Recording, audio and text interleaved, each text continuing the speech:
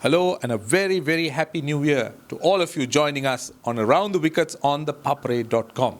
Well, this year we're starting our first program with not very good news because Sri Lanka's tour of New Zealand wasn't the best, but we are certainly hoping and we want to wish you that 2016 will be much happier when it comes to cricket. Let's first start off with the New Zealand tour. Now, Sri Lanka had a forgettable New Zealand tour, and add to that there have been allegations and various other problems that seem to be surfacing. But we're not going to talk about that, but let's try and look at the cricketing angle and what really went wrong with Sri Lanka. Well, to start with, they lost the Test series, a series that I thought Sri Lanka could have easily drawn had there been a little bit more imagination in the leadership. Sadly, I felt that there were a few tricks that was lost. So the Test series lost 2-0.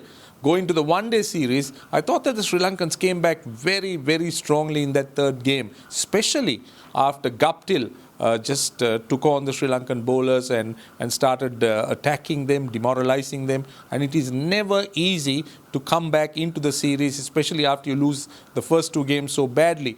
I felt that losing or losing the fourth game to rain when Sri Lanka had a chance of winning could have been a factor, though that could have never been a reason for Sri Lanka to lose that last game. Angelo Matthews was the only player, while the rest of the batting was rather disappointing. And the tour itself, batting seemed to be the problem wherever Sri Lanka went.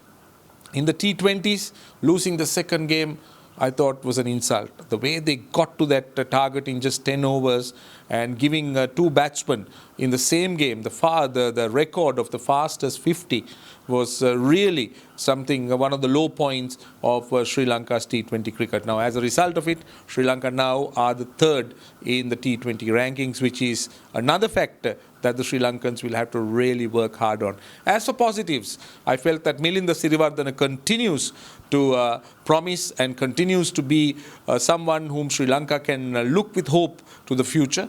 And also Dushmantha Chameera, if looked after properly, I believe he can be someone who will really win a few games for Sri Lanka. But the rest of the batting, well, they'll have to do a lot of work. Danushka Gunatilaka maybe could be considered as someone who put his hand up without really without really being called a success story on the tour. So Sri Lanka finished yet another tour of New Zealand on not a very happy note, and the Sri Lankans will have to do a lot of work in their areas of batting because they do need to fill a few large shoes, particularly of Sangakkara and Mahela Jayawardene, which is not going to be easy. And when Rangana Herath was rendered powerless on those Kiwi pitchers, Sri Lanka seemed to lack the bowler who could have really won games for them in Test cricket. Anyway, Sri Lanka will now not play Test cricket for a while. Their next tour will be England, so they'll have to concentrate a lot on the shorter format of the game.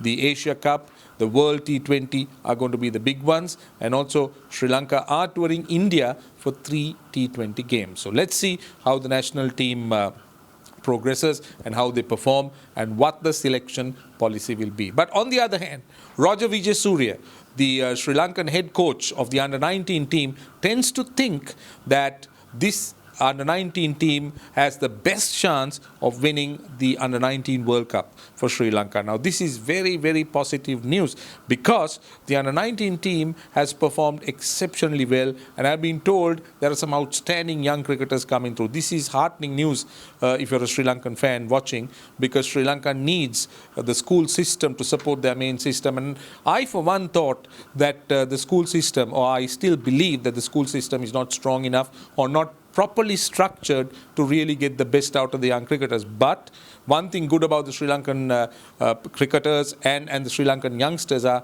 they got immense talent. Now, as for example, Charith Asalanka and Sammu Ashan have been two fantastic players, and Richmond College Gaol recently have been coming up with some exciting players, and they have contributed 3 to the under-19 team. So let's see how well Sri Lanka performs in the under-19 World Cup. And as Roger Vijayasuriya says, I'm hopeful that the youngsters will put their hands up and will be really countered and maybe come back with some good news where the Sri Lankan fan will have something to smile about after the national team's rather poor performance in New Zealand. Getting into cricketing administration, Tilanga Sumathipala and his team have been elected after a hard-fought campaign for the Sri Lanka cricket's high post. The annual general meeting was held on the 3rd of January at the Sports Ministry, and Tilanga Sumathipala's team swept the board. But that's just the beginning as far as they are concerned. They would have won an election, but they certainly have to win quite a bit of things for cricket in Sri Lanka. They will have to come up with some good plans. They may have to put the administration right. I'm not saying it's wrong.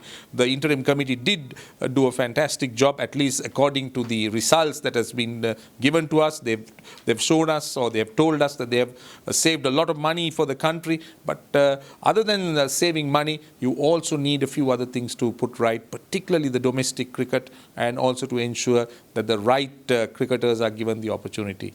So that's it on Around the Wickets on ThePapare.com in the first edition this year. We hope you will continue to join ThePapare.com for all that is cricket.